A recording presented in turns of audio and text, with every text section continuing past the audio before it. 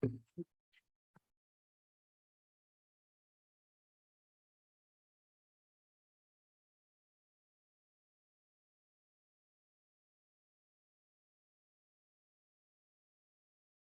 good morning, everyone.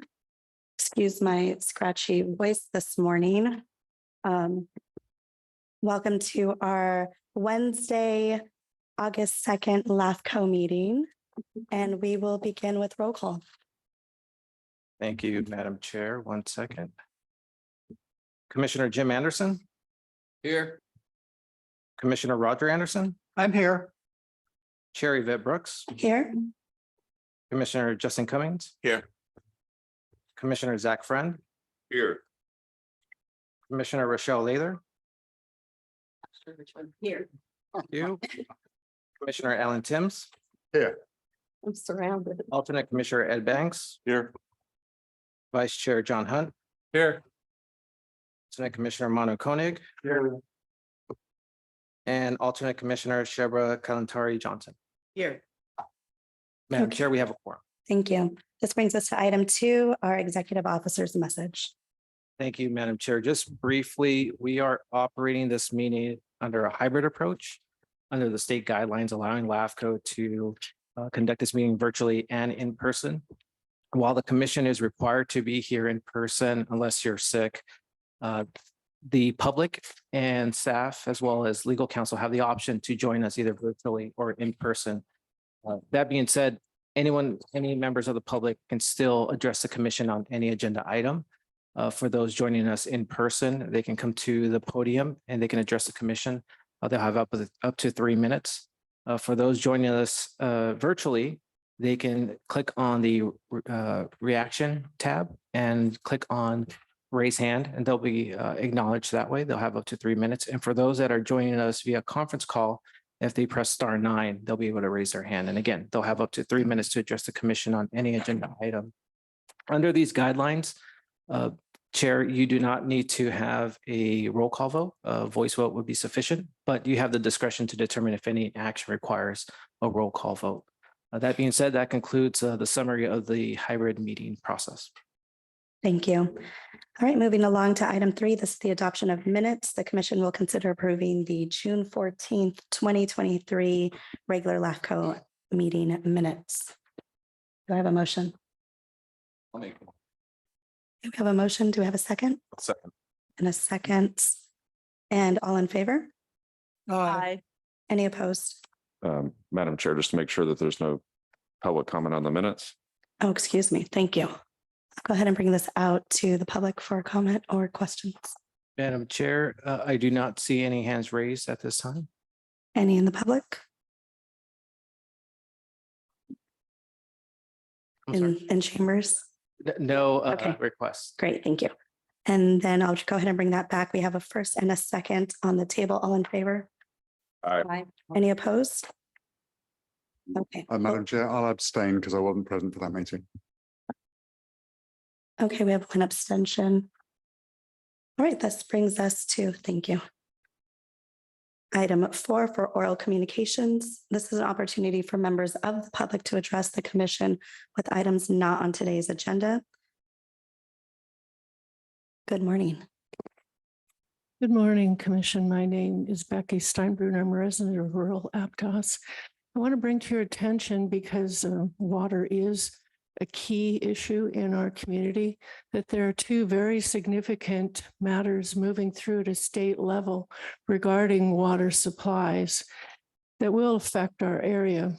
One is today, in fact, at 1 o'clock, there is a meeting, public hearing with the State Water Board regarding the new limits of hexavalent chromium, Chrome 6, which is carcinogenic. And this will affect many wells in the Mid-County area. La Selva Beach, some of the Soquel Creek Water District wells have been put on standby only for emergency use because of high chromium 6 levels. This will lower the acceptable maximum contaminant level for Chrome 6 and separate out the requirement that the non-carcinogenic Chrome 3 be identified. They can't lump the two together. It will cause many water districts affected, including small water districts, mutuals in La Selva Beach, to undergo sometimes a very expensive treatment process. So you may see some action regarding that and possible requests for annexation or assistance with treatment. That's today. The public comment closes August 4th. The second very significant issue regarding water is regarding the, again, the State Water Board's draft of the what's called direct potable reuse guidelines that will allow the use of recycled water to be sold directly in the pipelines to customers. Right now, that is not allowed in the state of California. 1 minute left. Thank you very much. Soquel Creek Water District is building the Pure Water Soquel plant that will inject the treated recycled water into the aquifer, and then after a certain amount of time with it being held in the ground, pull it out and sell it to customers that way. That's called indirect potable reuse. But the hearing that will happen on September 7th at the State Water Board in Sacramento will be taking comment on direct potable reuse. That's putting recycled water directly into customers' pipelines. It's huge and could affect issues of growth.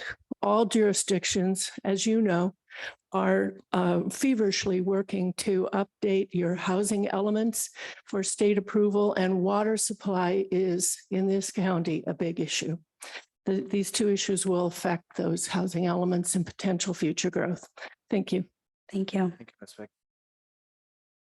Madam Chair, I do not see any other hands raised at this time. Okay, thank you. This brings us to item 5A, Branciforte Fire Protection District Reorganization, and I'll turn this over to staff. Thank you, Madam Chair. Good morning again, commissioners. This is a multi-year effort. It's 2 years in the making, actually more than that.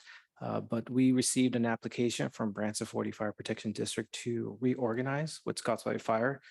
In essence, Branciforte Fire would dissolve.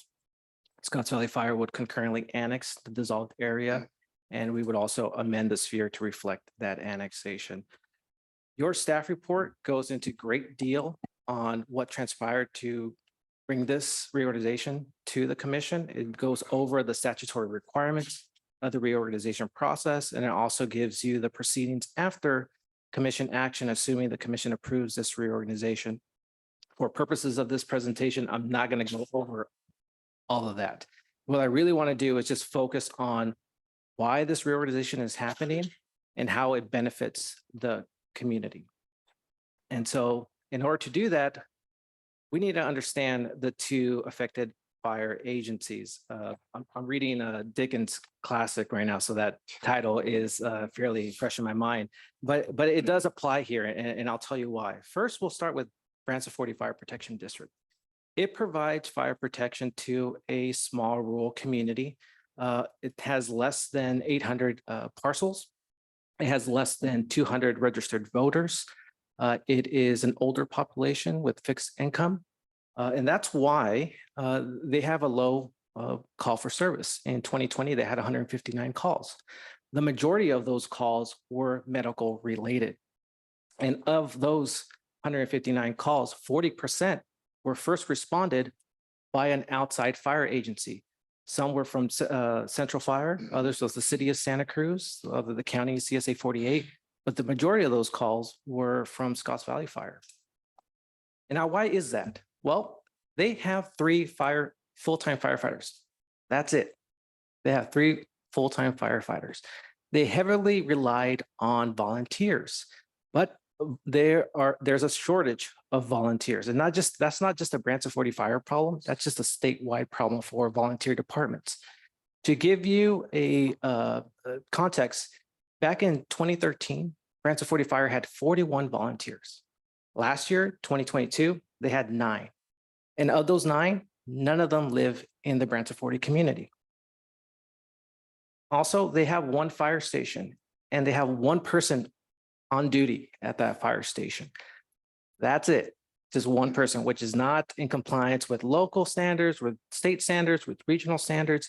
When you call 911, you expect a team to show up, not one person. And these 3 firefighters have basic life support. So again, medical calls, they only have basic life support capabilities. They also don't have any admin staff or a full-time fire chief. So we're talking about paying the bills, doing the agenda packets, staff reports, policies. They don't have anyone to do that. They try to do a regional recruitment for a full-time fire chief, and they got 0 nationwide search and 0 applications. So why is that? Why can't they afford a full-time fire chief? Why can't they have more than 3 firefighters? Well, they're limited with revenue. They get around $900,000 a year. 75% on average of their total cost is salaries and benefits for those 3 firefighters. So they can't afford a full-time fire chief. They can't afford admin staff. They barely have enough for equipment, for services and supplies. So that's why they're in distress. And based on Branciforte's own analysis, they are draining their reserves and they're going to run out of money within a year, if not sooner. So that's Branciforte Fire at present state. Now we have Scotts Valley Fire. On average, they have 21 calls a year. In 2020, they had 21 on average. How can they provide services with that many calls? They have 26 full-time firefighters. They're also paramedic firefighters. That's a key distinction there. Branciforte community medical calls, there's paramedic firefighters right there at Scotts Valley Fire. They also operate from 2 fire stations, and they have from 3 to 5 people on duty on any given shift 24/7. They also have a full-time fire chief and admin staff, 2.5 full-time admin staff to be specific. And they're financially stable. They get around $9 million a year. So again, completely distinctive characteristics for Branciforte and Scotts Valley Fire. For analogy, I like analogies. So consider them 2 ships. One of them is clearly sinking. And there's 2 things that can happen. Either we watch it sink and just wait until the state controller's office identifies it as an inactive district in a couple months, and then we dissolve it, leaving the residents stranded in the water. Or what we did apply was work together with Scotts Valley Fire, Branciforte Fire, and LAFCO. And we determined that a reorganization will ensure that Branciforte community would get the best level of service possible. And that is under the reorganization. So that's the reason why we're considering this application. So what comes with this reorganization? A couple of things. One, it reflects the combined sphere that this LAFCO adopted back in 1994. In early 90s, this commission encouraged the 2 districts to merge. In fact, prior to 1950, when Branciforte Fire became its own independent special district, they were part of Scotts Valley Fire. They actually detached and became their own entity. So since 1994, this commission said, you should look into merging.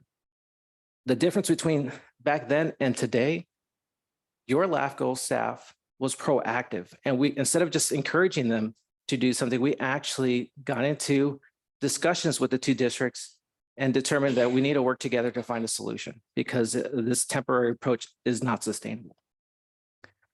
This reorganization also combines resources. So all the staffing from both districts we're combining.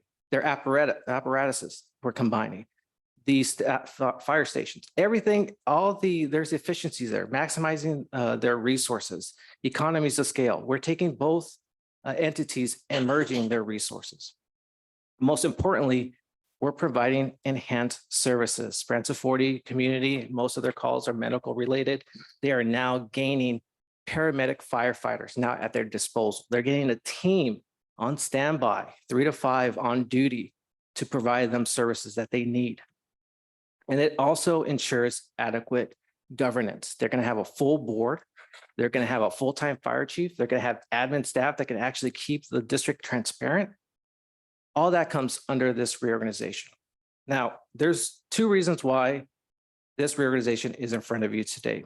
One is Scotts Valley Fire, Branciforte, and LAFCO focused on progress over perfection. This is not a perfect reorganization. This is not a perfect scenario. This is not Central and Aptos deciding we should consolidate. This is a necessity. This ship is sinking, and Scotts Valley Fire knew that this was the right thing to do. Scotts Valley Fire did not get everything that they wanted. In fact, in the beginning, they really didn't even want to be part of this merger, but they realized that it was the right thing to do. This was good government. So that change in mindset was progress. Branciforte Fire, they didn't get everything that they wanted. In fact, they wanted to stay as an independent special district, but their model was not sustainable. They were running out of money. So they realized this reorganization ensures that the Branciforte community gets the best level of service. The change in mindset, again, progress. LAFCO didn't get everything that they wanted. I wanted to see this reorganization happen 2 years ago, but it required time to educate the 2 fire districts, to educate the residents, to go through an election process so that the residents determine the future of the fire station. Again, time was needed, but it was the right thing to do. So that's one of the reasons why this reorganization is in front of you, because we focused on progress, not perfection. The second reason is this was a collaborative effort from the beginning, not only with the 2 fire districts, but with outside entities. The county department provided all the information LAFCO needed to conduct our analysis. Supervisor Manu and his staff, Christina Glavis, they hosted town hall meetings. They fielded questions informing the residents about this reorganization. SCI, this outside consultant, conducted a benefit assessment study and the election process to give the residents the opportunity to determine the future of their fire station. We also had the 2 fire districts. So I do want to extend my appreciation to former Fire Chief Ron Whittle, who recently retired. But the last meeting before he retired, he presented the plan for service document, which is a transition plan that's not required by law to be adopted, but he wanted to show unity. He wanted to show that Scotts Valley Fire was in on this. So he presented that plan for service document on his last day at the board meeting. So that was great. I also want to extend my appreciation to Board President Russ Patterson, who was never shy in sharing his comments throughout the whole process during this joint ad hoc committee meetings that we had. It wasn't easy. There was difficult discussions, but again, our main focus was to ensure adequate level service for Branciforte. So he stuck in it. So I really appreciate that. I want to extend my appreciation to the Branciforte Fire District, their previous board and their current board. I want to extend my appreciation to former board president Pat O'Connell and board president Tim Dodds, who trusted in LAFCO. At the beginning, there was no trust, but they realized that LAFCO was actually there to help them. So I really want to extend my appreciation to them and to the newest board members, Larry Pegler and Marilyn Coots, who there was 2 vacancies on the Branciforte board in the middle of this reorganization. And these 2 residents jumped in the sinking ship. That shows true leadership because they helped guide it to the finish line. And one of the unsung heroes here is interim Chief Lackey. So as I mentioned, they did a nationwide search for a full-time fire chief and they got 0 applications. Under the Principal Act, a fire district needs to have a fire chief or they cease to operate. So Chief Lackey stepped in. One of the 3 firefighters stepped in for that role reluctantly, but he did it because he wanted to make sure that his community was protected. He saw the value in this. We worked on this together. And again, he's the reason why we were able to have this reorganization in front of you, because if not, it would have shut down. The state controller's office would have taken a year to identify it as an inactive district. LAFCO would have mandatorily dissolved the fire district without any of this collaboration, without any of these conditions in the plan for service or resolution. So he's the reason why we're here today. So I really want to thank his help on this process. That being said, we did get 2 emails from a non-Branciforte resident expressing concerns about life after the reorganization, specifically the election process for the Scotts Valley Board, and also the proposed bond measure that Scotts Valley Fire is considering. So I'd like to address those two really quick. The first one was the transition of an at-large to a zone-based or a district-wide election. The email requested or demanded LAFCO to force Scotts Valley Fire to transition from at-large to zone-based. I want to remind this commission that Scotts Valley Fire does not need to merge with Branciforte. LAFCO has not seen successful boundary changes when we force the districts to do something. The plan for service was a joint effort, and Scotts Valley Fire decided that, yes, we need to look into transitioning from at-large to zone-based, but we need time. First, we need to get through this reorganization. We need to train these firefighters to hit our standards. That takes a lot of effort. Once we're done with the reorganization, then we can focus on the transition. They learned from the Central Aptos consolidation. We've heard from that fire chief that we actually needed more time to get this transition done. So that's why we don't have specific deadlines in this resolution, but we do have the Scotts Valley Fire Board looking into that transition. In fact, their last board meeting, they talked about transitioning, and I'll defer to the Scotts Valley representatives to give you more details, but they are looking into transitioning. In the meantime, we do have a condition in the resolution that says we're going to establish a Branciforte Advisory Commission so that the residents still have a voice in overseeing Measure T and any actions or activities relating to Branciforte. So we put that in place. It's not required by LAFCO law, but we felt it was the right thing to do as they consider and implement that transition from a zone-based election. So that's email number one. The other email was about the proposed bond measure that Scotts Valley Fire is looking into constructing a new fire station, again, to even maximize their existing levels of services. We talked about that as part of the joint effort. We have that language in the plan for service document. We have a condition in the resolution that states if Scotts Valley Fire moves forward with the bond measure, it will exclude the Branciforte community. That again shows that Scotts Valley Fire is looking at the feeling that Branciforte is currently facing. They just went through an election process to determine the fire station's future. They're going through this reorganization. A lot of people are still kind of understanding what's going on. The last thing they want to do is get another bond measure obligation to them. So we excluded them. And that language is in the resolution. So that addresses staff's comments to those emails. But that leads to my final remarks. This is not an ideal situation.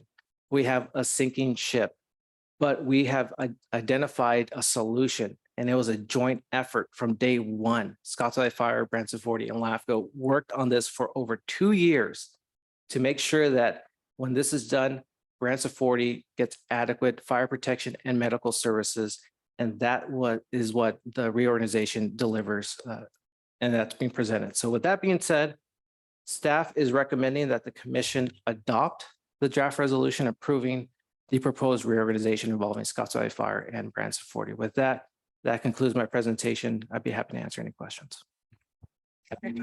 Great, thank you. Any questions from our commissioners? I can start on this side, please. Yeah, just a couple of things. One question is the level of service. And if you could say, or some of the members in the audience could talk about that. My understanding is that presently Branciforte has an ISO number of about 5, whereas Scotts Valley is approximately 2. And so I'm just curious, first of all, how will the merger of these two districts lower the ISO number for the Branciforte? The second question I have is you have 159 calls per year for the Branciforte at this time. Do you have any numbers about how many calls were done by other agencies as well? And third, I believe that there will be about 7.8% of the population that will be in the Branciforte district when the merger occurs. Now, if it's a 5-member board, that means you need 20% of each of the districts in order to be valid under the Voting Acts right sex. So I'd just like to get some further import into all of these questions. One is the question of the service, secondly, the call distribution, and third, the question about how will a district election actually work in this particular case?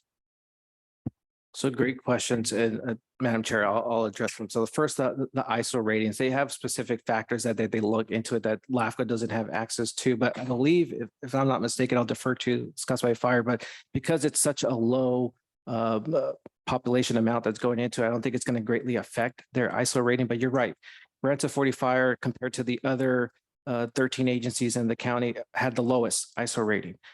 Scotts Valley Fire had one of the highest.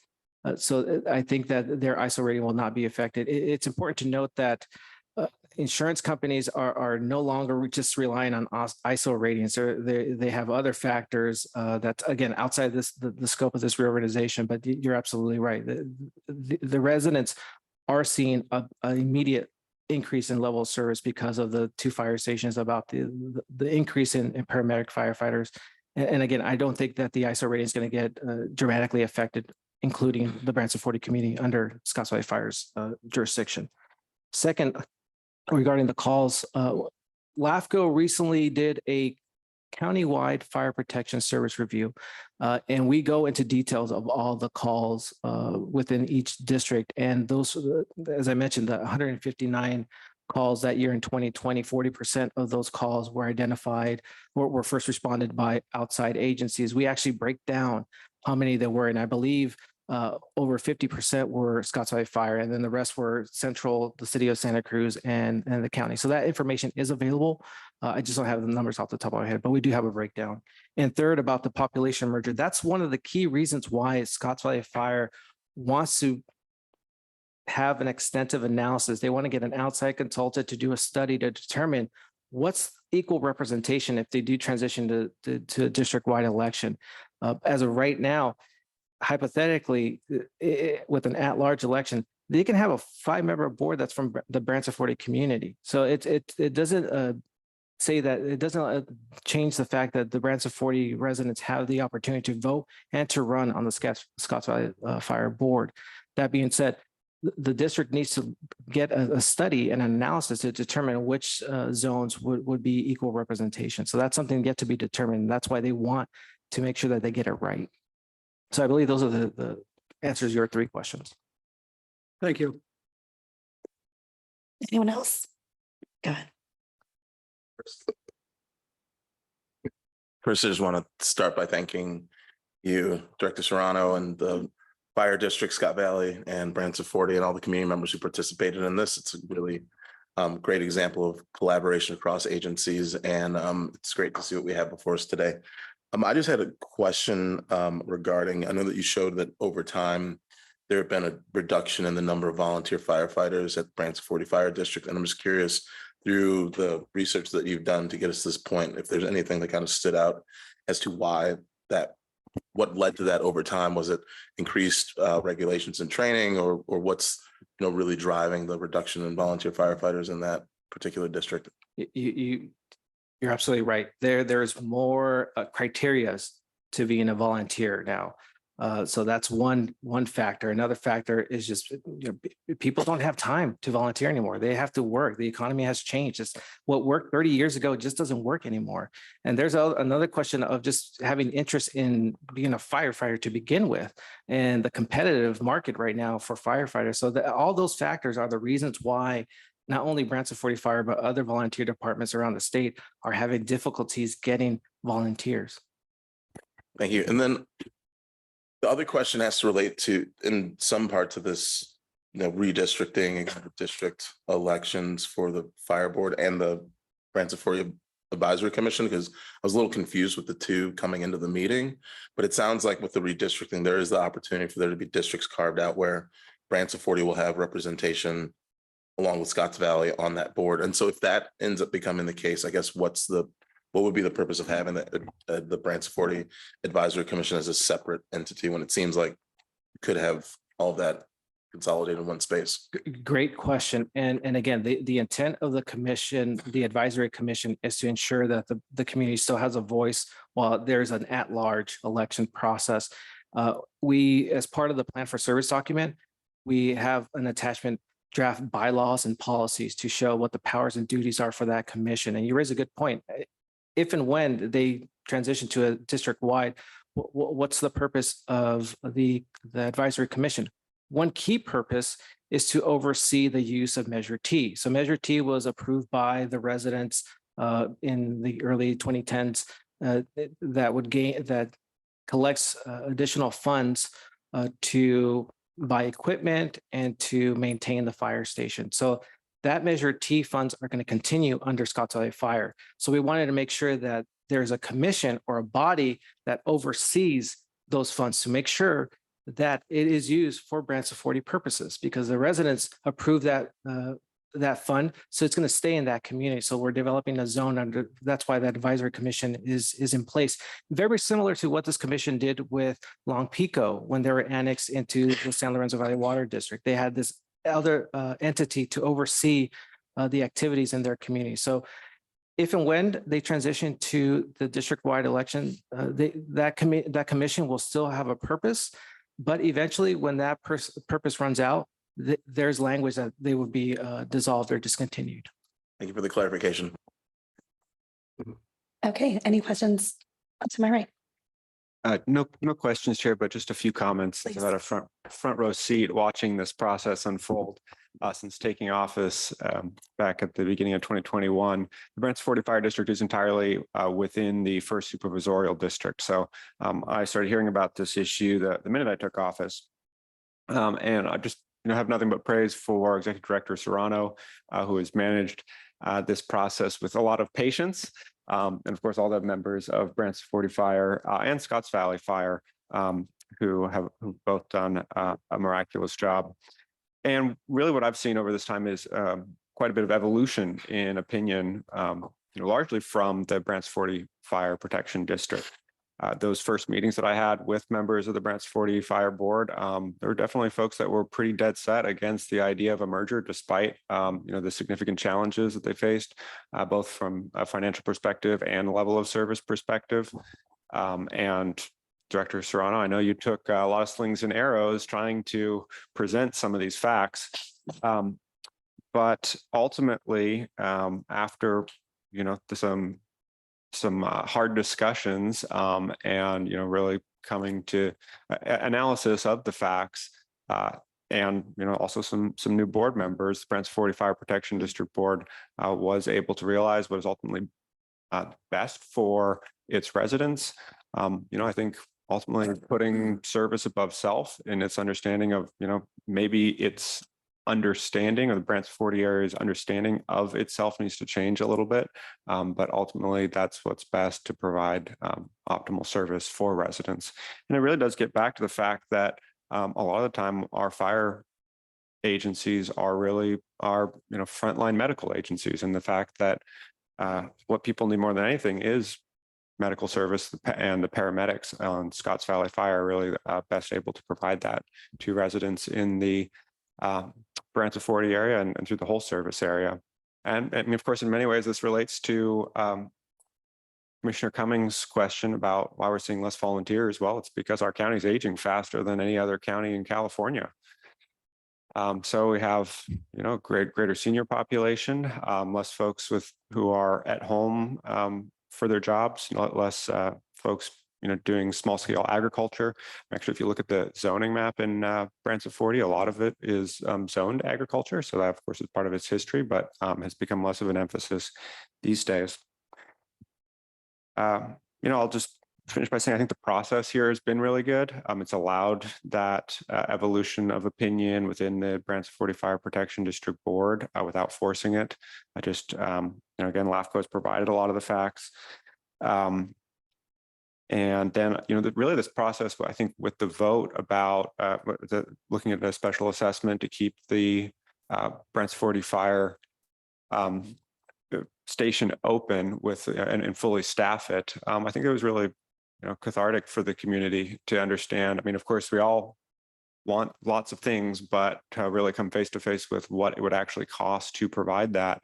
I think we moved from something that were probably either it would have been people were on the fence or largely really wanted to keep that fire station open again, because I mean, it's in the middle of the community and is so iconic, to what was it, an 89% vote against adding that additional assessment. So, and I know some people will claim there was, this or that wrong with that election, but I think ultimately it was done very well and was really an important part of this process. I think that, the fact that there is the Branciforte Advisory Commission, to oversee the Measure T revenues is an excellent step forward as this transition takes place to ensure that Branciforte, what will soon be the former Branciforte area, has good representation.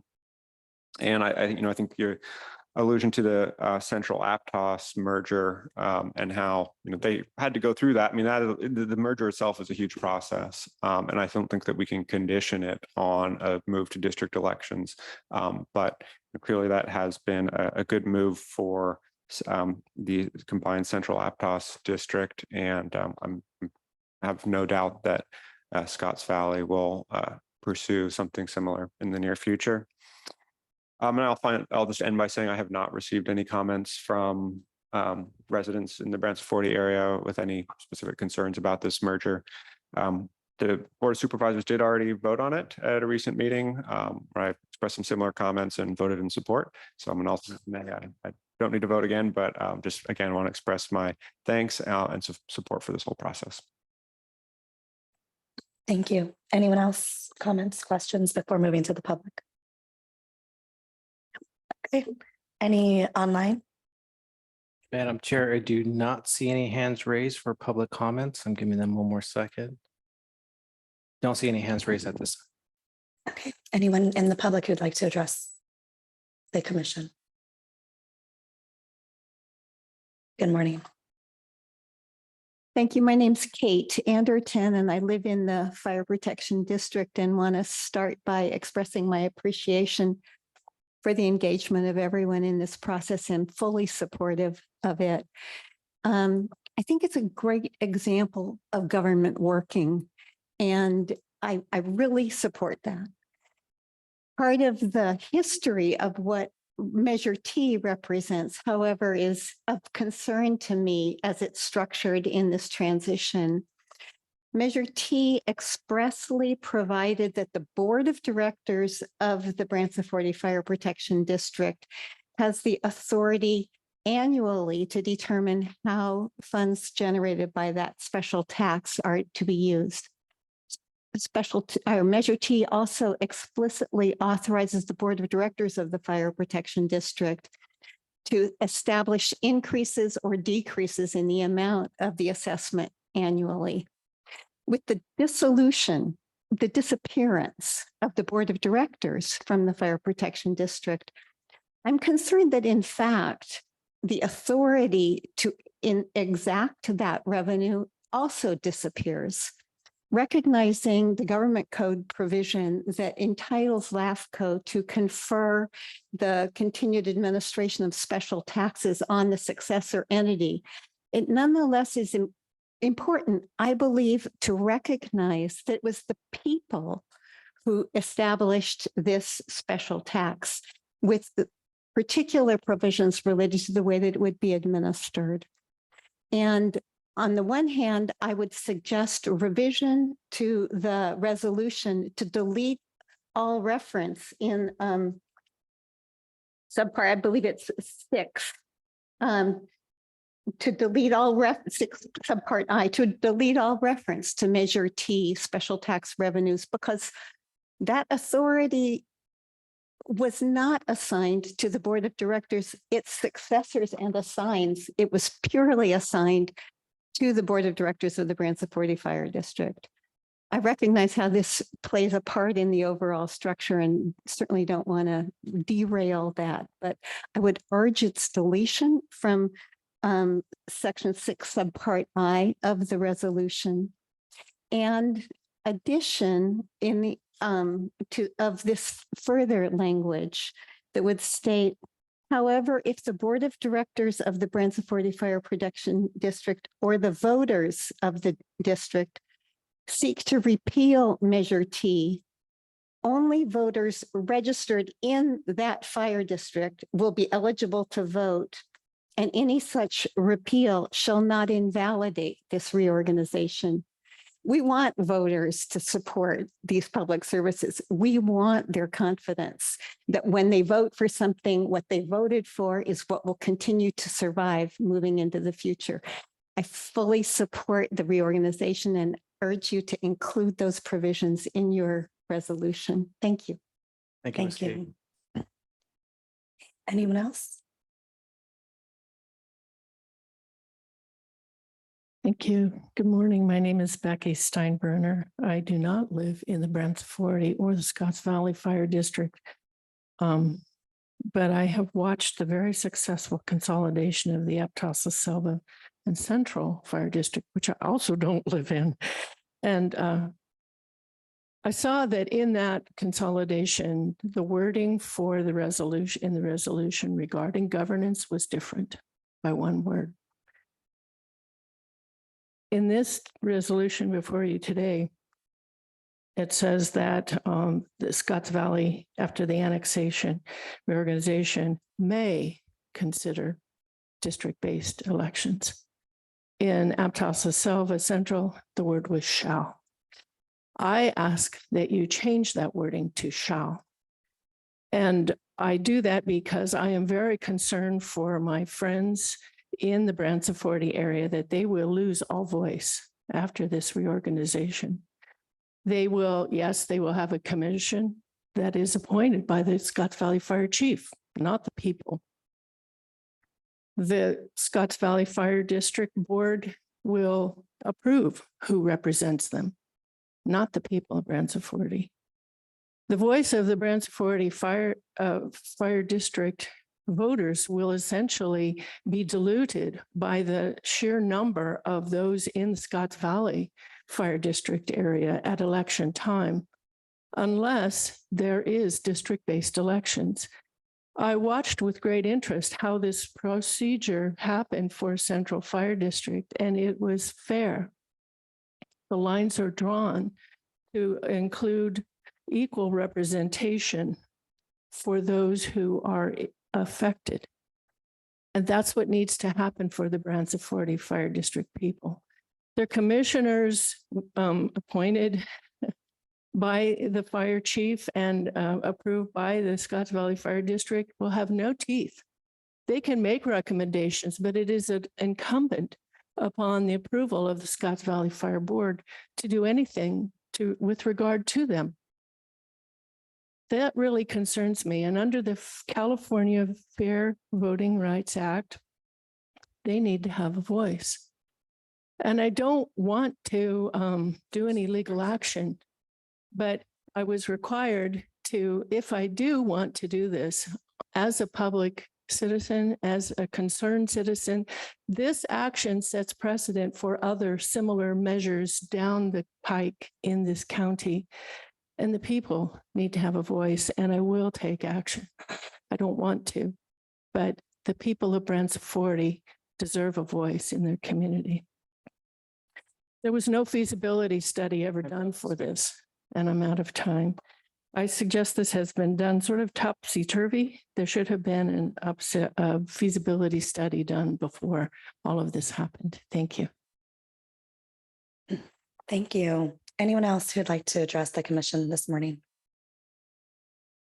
Okay, seeing none, I'll bring this back to the commission for any further comments or questions. Chair. Please. I did have one question about, this notion of Measure T, being solely at the, the spending of which the discretion of the Branciforte Fire Board, but not, no mention of its assigns.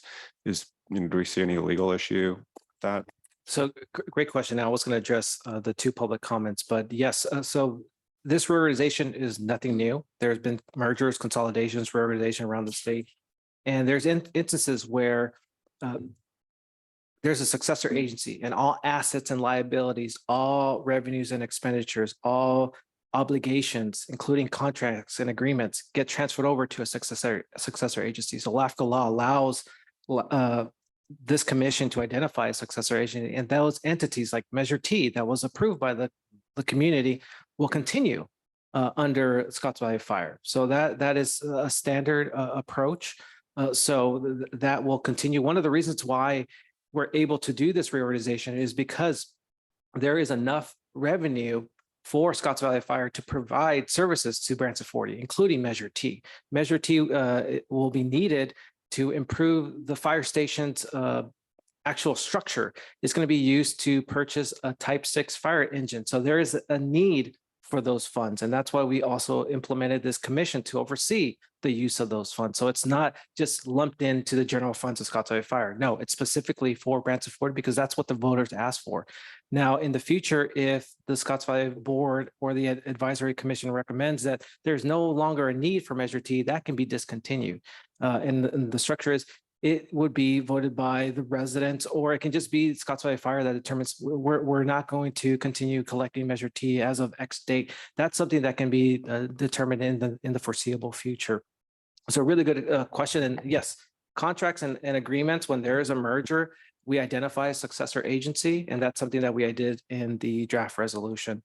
I do want to address Ms. Becky Steinbrenner's comments about the shall and the may. Again, the Central Aptos consolidation is completely different from this reorganization.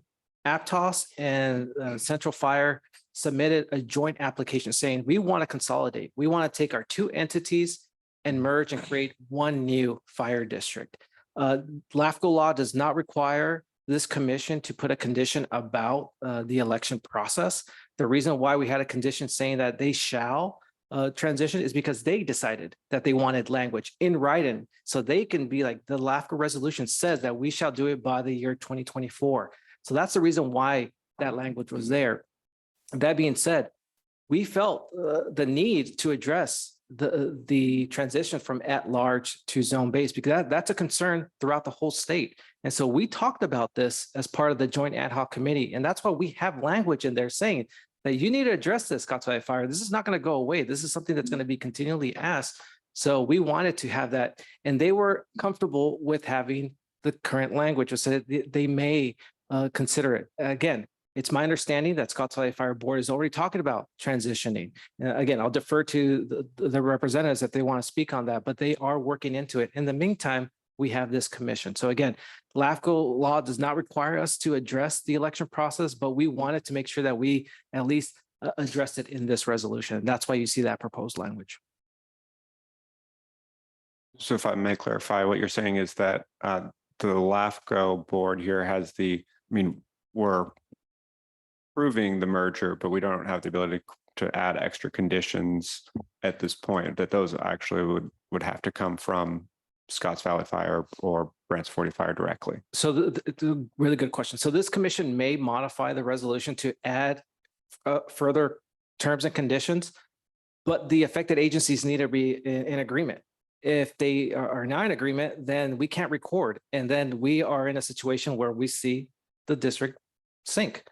So if we do decide, if the commission wants to entertain amendments, we have to go back to the two affected agencies and make sure that they are open to those amendments. And if not, then we won't be able to move forward with this. And again, this resolution with the conditions were based on a joint effort. We decided that this language makes sense for all parties. Thanks for the clarification. I'll move the recommended actions. Okay, we have a first I'll second. and a second, and then I do see we have more comments. Director Serrano, if resolution part 6, subpart I were to be changed and the responsibility for administering the Measure T funds were to remain with the Branciforte board, which has been dissolved, how would that work? Yeah, so we would have to go back, and if we change that language, then Measure T will not be able to be extended to Scotts Valley Fire. So we have to make sure that Scotts Valley Fire and Branciforte are in agreement with that change. But if it were not extended to Scotts Valley Fire, who would it remain with if there's no longer a board? It would discontinue. It would, okay. So does that mean the assessment would no longer be collected or that? Exactly. It will no longer be collected. All right. And those funds would not be available for the citizens of the Branciforte area. Correct. Thank you. Okay. I just want to thank you all for the clarification, because what I'm hearing here is that the concern that's raised around Measure T funds, that's being addressed by having the Branciforte Advisory Commission, in addition to having the Scotts Valley Fire Board. And so that commission is going to be the group that will replace the board, the Branciforte Fire District Board, and will be able to oversee the spending of the Measure T funds. So I think that that's really trying to get at making sure that there's representation and representatives from the Branciforte district that are still going to have some say over those funds. And then to your other point with the district elections, I mean, that it sounds like that there is interest in that. And, you know, this has been a 2-year long process, and we can continue to watch that, but it's really not in our purview to be able to, you know, say whether you have to do district elections or not. And so this seems like a reasonable path forward, given all the time we put in. And so that's why I'm comfortable with supporting the recommendations that are before us. Okay. Yeah, a couple of things. How much money is involved with Measure T each year? I'm going to defer to the Branciforte reps, but I think it's like, is it 100,000 or 300,000? 160,000 annually. Okay, so it's maybe 15% or so of the Branciforte overall Revenue stream, yes. in revenue. Okay, now the other question I have is that this Measure T is kind of intriguing, and it's also difficult, I think, for all of us to understand. But it sounds like either way, if the merger occurs, Measure T is going to go away. Doesn't sound like there's any way of being able to maintain that. Is that true or not? No. So as part of this reorganization, we are transferring all assets and liabilities, all revenue streams. So property taxes that Branciforte is currently collected is going to go to Scotts Valley Fire. Measure T, which is that assessment that the community approved, that's going to go to Scotts Valley Fire as well. And that's the reason why Scotts Valley Fire was open, because they have enough revenue being collected to provide services back to the community. Okay, so in other words, it just goes as part of the general cost for operating the joint agency. Okay. Now, can you lead us through a little bit about what has to be done in order to go to zone elections in a district? So I'm not an expert in that. I know that there's outside consultant work that does the studies, and they determine different maps and different jurisdictional boundaries and zones. And so that's why they need an outside expert to do that. I know Central Fire had to go through an extensive process, and it takes a lot of time and effort and money. But I just don't know all the steps, but I just know it takes a long time, especially to get the right representation in those zone boundaries. Okay. All right. It looks like we have we have one more. Okay. And then we'll go to a vote. Well, it would seem to me in the short term, if you have the advisory committee, since it represents like 8%, well, let's say under 9% of the district, that at best case, they would have one member on a 5-member board. I'm sorry, can you repeat that question? So say that the Branciforte was one district. And as you delineate things, it could be 2 districts. Oh, sure. There's going to be a majority of it that would probably be in the Branciforte, so that since they represent less than 9% of the total population of the new organization, at best, they might get 1 seat. And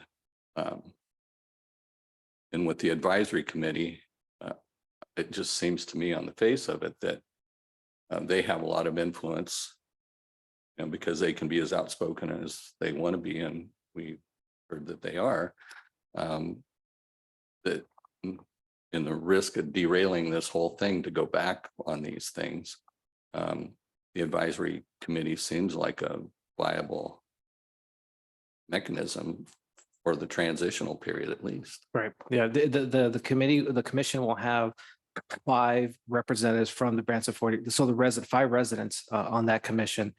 And again, LAFCO has not received any concerns or issues from Branciforte residents about the proposed resolution or plan for service or the commission. As Supervisor Mono also mentioned, he hasn't received any concerns. But yes, this is something that ensures that the Branciforte community still has a voice post reorganization. And just to clarify, so they will have to be a resident of Branciforte to be part of the Branciforte advisory. Yeah. So again, there's bylaws and a policy in place that distinguishes the membership of the commission and their duties and powers. Okay. Okay, it seems that our commissioners have everything they need. Let's go ahead and we have a first and a second. All in favor? Aye. Any opposed? Okay, this item passes. Thank you. We'll move on to item B. Thank you, commissioners. To service and sphere review for County Service Area 11.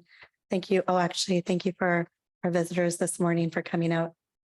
So item B, service and sphere review for County Service Area 11. I'll pass this to staff. Thank you, Madam Chair. I have a brief presentation.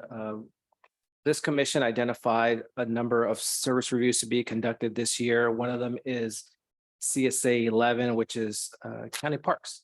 And they provide park and recreational service to the entire county that's not within city department park and rec sector or the independent park and rec district.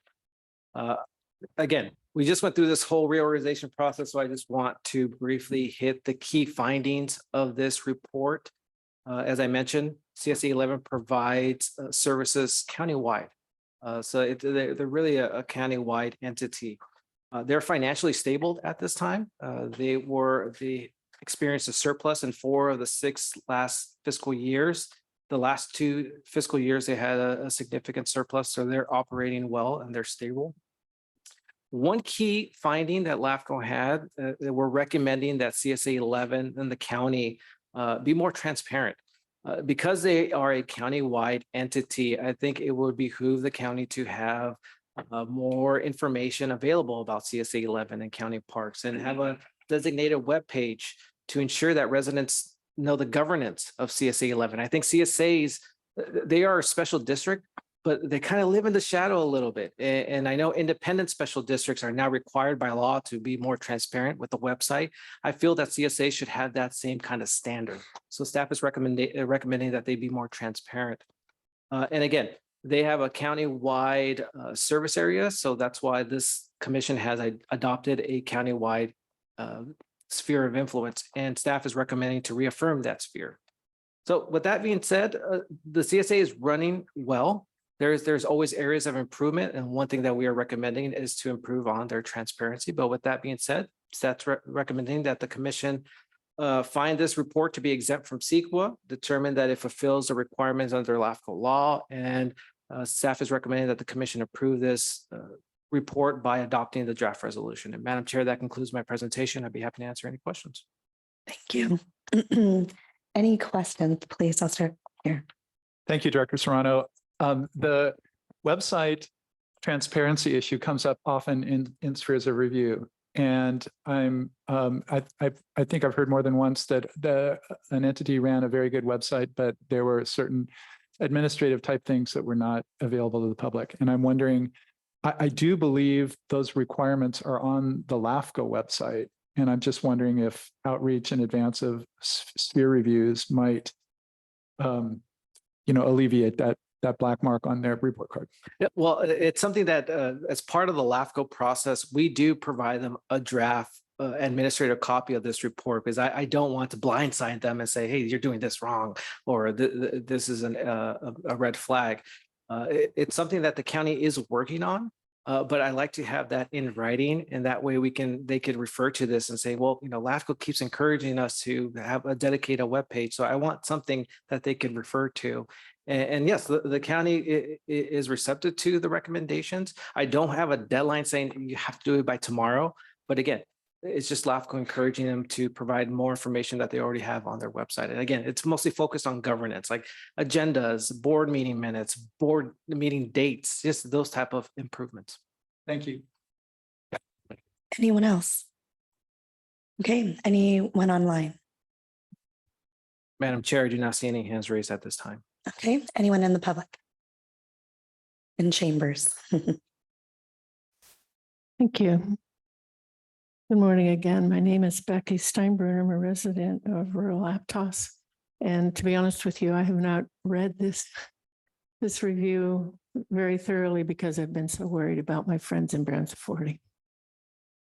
However, I am aware that the Parks Department receives a lot of money from Measure G in addition to the CSA 11 money. And I agree, there is a real need for transparency in all of this. The Santa Cruz County Grand Jury did investigate the use of Measure G monies, which heavily funded the Parks Department. And they found that it was not at all transparent in the language to the voters and the use of the money. Specifically, because I live in Aptos, I have been waiting and requesting information about the $425,000 that was promised in Measure G funding on the ballot to go to Aptos Village Park. There's been zero of that money go to Aptos Village Park. The play structure was removed decades ago. I used to go there with my kids. It's gone. And according to Parks Director Gaffney, there is no plan to restore any play structure at Aptos Village Park, which makes no sense to me because of the increased density in housing in the Aptos Village project that is supposed to be there for families. And there are some Measure J units there. So I question the transparency as well, and I would like specific guidelines given to the Parks Department in terms of how it can increase transparency regarding not only CSA 11 funding, whether it is needed, whether it is being spent judiciously and for the benefit of the most people. 1 minute left. Thank you. But also to really address an issue of lack of transparency with the public. And this year's county budget process was extremely difficult for the public to follow. The website links were broken, and it was a cursory issue in many departments. And there were no public presentations by staff to explain issues or even to publicly discuss them. So thank you for this report. I will read it now that the Branciforte issue may be resolved, but I want to thank you for doing this work and to provide specific recommendations for transparency. Thank you. Thank you. Madam Any- Chair, there's no other request to address the commission. Okay, great. Well, let's bring this back to our commissioners. It's a lively group this morning. All right, any comments or, I'll move the staff recommendations. all right, we have a first and a second. Okay. May I have all in favor? Aye. Aye. Any opposed? Okay, this item passes. So this brings us to item 6, other business. 6A, LAFCO Annual Conference. Mr. Serrano. Thank you, Madam Chair. I'll keep this brief. We are having an annual conference here in locally in Monterey County. We have a number of commissioners joining us, including our chair, Eva Brooks, and our alternate commissioner, Ms. Terry Johnson. So we're going to get a good turnout going to this conference. As part of the annual conference, there are an election for representation on the LAFCO Board of Directors.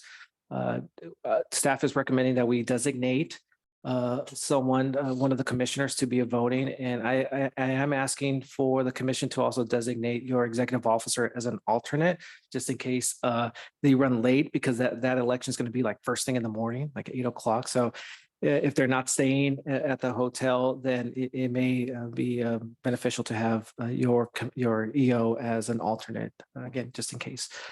So that's one thing. The other thing is, I think this commission has done so much this past year that it warrants an award. I think that you deserve it. We've analyzed more than 50% of our agencies. We have 80 agencies under our purview, and we analyzed over 50 of them this past year. That alone should win an award. We've also dissolved multiple inactive districts. That alone should get an award. We've also annexed multi-annexation to a water district. We've done sphere amendments. We just did this reorganization. You have done more than a lot of LAFCOs have done this past year combined. And again, I think that this commission deserves recognition. So staff has identified an award. It's in other words, Commission of the Year. So that nomination is there for your consideration. Another one is, on top of all that, your staff has coordinated with Marin LAFCO, and we have adopted a shared services agreement. That way we can help each other out. We've encouraged these fire districts to share resources and combine and be more efficient. LAFCO should do the same thing. So that's what Marin and Santa Cruz LAFCO has done. We're sharing our expertise. We're on standby for one another. Your staff has created maps using our GIS skills for Marin, and we just been invited by Marin LAFCO to be their facilitator at an upcoming strategic planning session in January of 2024. Your EO will be the facilitator for that. Again, we're just sharing our expertise, and I think that warrants a nomination as well. So you have two nominations that staff is recommending this commission to approve. If you do approve, we'll send it to Cal LAFCO, and I'm hoping that we win at least one award at this year's conference, if not two. And with that, staff, that concludes my staff presentation. I'd be happy to answer the questions. But again, if you can consider approving these nominations and identify a voting delegate for the upcoming election at the conference. That concludes my presentation. Great. I'd like to move that the commission support the two recommendations that Mr. Serrano has provided about nominations for our commission's actions, which I have to say is a large extent due to his efforts. But still, I think the Team effort thing is a commission effort. Now, some years ago, I used to sit on the committee that provided these awards. And there was one LAFCO, Orange County, that always had a whole bunch of nominations. And they actually did pretty well. I think we should do somewhat the same because I believe we have really a strong case for that. So I'd like to take care of that issue, but then we should talk about the voting person, maybe as another motion. Okay, any other questions before I move to the public? No? Okay. Anyone online? Madam Chair, we don't see any hands raised at this time. Anyone in the public? Chambers. Okay, let's bring this back for further comments. Go ahead. I just have a question. So in terms of who's attending, is it just alternate Kalentari Johnson and the chair and yourself, or are there other board members? So we have Zach Friend, we have Alan Timms, and as you mentioned, our chair and our alternate commissioner are also joining, as well as Francisco and I.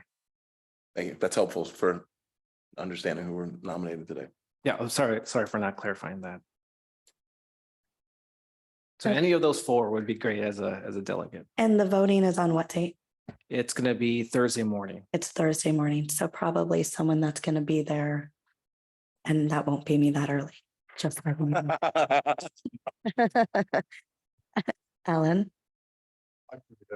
Okay, excellent. So Alan would be, sounds like Alan, or excuse me, Mr. Timms, Commissioner Timms would be the designate voting delegate, and then we need an alternate, which would be the our EO. Okay. All right, and then that's for item 1 for the recommended, and then we 2. So if anyone would like to make a motion for. I'll move the recommendations for item 1, nominating Commissioner Timms as the voting delegate and the executive officer, Mr. Serrano, as the alternate. Okay, so we'll take it to items separately. All in favor? Aye. Any opposed? Was there a second? I'm sorry. Oh, I need a second. I'm sorry. I heard Commissioner Cummings over here. So yes, we have a first and a second. Thank you. All in favor? Aye. Aye. Any opposed? Thank you. Now this is for item A2, approve the proposed nominations for the Mike Gotch Excellence in Public Service Award. Any, We already had a motion from, were we okay with that? Okay. I'll second that motion. Okay, so we have a first Recommended action number 2. and a second. Keep going. Okay, all in favor? Aye. Any opposed? Okay, that item passes. So we'll move to 6B, comprehensive quarterly report. Excuse me. We should also talk a little bit about whether any members of the commission want to run for the seats, open seats in LAFCO board. Okay, I don't see that on the agenda this morning. That, Do we that wanna wasn't bring that? an official action, but it is an item in the staff report in case any commissioners were interested. I believe, if I'm not mistaken, there is a district a seat open for the coastal region. We're in the coastal region, and I believe the other one is public. And so there's no need for official board action, but if any commissioners are interested, that they coordinate with staff and then we will submit their Perfect. nomination. Yes, Their so application. please email Mr. Serrano if anyone is interested in any of those seats. It's a good experience, so Yeah, good. I hope you sign up. I've already done that. Okay, item 6B. I'll actually defer to our Alice. Good morning, Chair, Commissioners, members of the public. I'm just going to provide a brief overview of the comprehensive quarterly report that's in your agenda packet. It's meant to be a tool to provide the Commission with an update on active proposals, on the Commission's work program and adopted budget, recent and upcoming meetings, and other staff-related projects. If the Commission or members of the public have any questions, we encourage that they reach out to LAFCO staff, or we also encourage them to visit the LAFCO website. The first item to report on is active applications, and as of June 30th, we have 4 active applications. 2, in accordance with the Commission's approved multi-year work program. After September, we have 2 service reviews to conduct, and that's for County Service Area 38 and for the City of Santa Cruz. 3, in the report, you will also find a list and summary of the 5 LAFCO staff-related projects that we are either leading or participating or supporting. 4, we want to let the Commission know that as of the end of the fiscal year 2022-2023, LAFCO ended with a surplus of over $118,000, while only incurring 62% of anticipated cost. Additionally, Santa Cruz LAFCO ended the year with approximately $353,000 in reserves. A note about LAFCO reserves: the executive officer will be presenting a draft reserve policy for Commission consideration in September. And finally, between the months of April and June 2023, LAFCO staff attended and participated in 41 meetings. This concludes my report, Chair. If members of the Commission have any questions, we are here to respond, and thank you. Thank you. Okay, any questions? Any from the public? We have one request. Thank you, Becky Steinbruner. Thank you for that report. And as a member of the public, I want to say that I'm always very grateful to see LAFCO's presence at some of these community meetings. I saw Director Serrano at the Scotts Valley Fire District meeting, and he is often online at the Soquel Creek Water District meetings, and I appreciate that. I wish that that those boards would ask you more questions. They rarely do, but I appreciate that you are there. Thank you.